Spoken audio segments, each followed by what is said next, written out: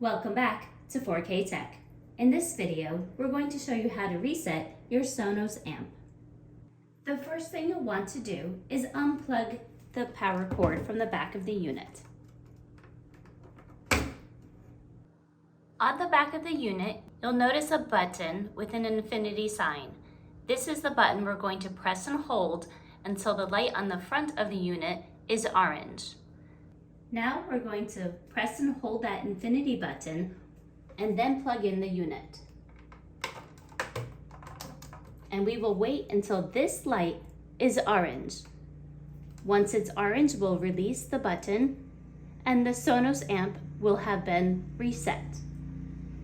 This does take a minute or so just be patient with it.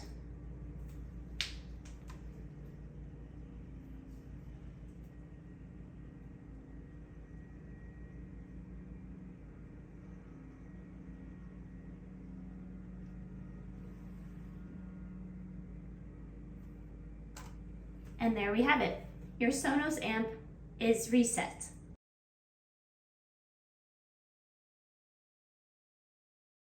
Please like, subscribe, and turn on the notifications.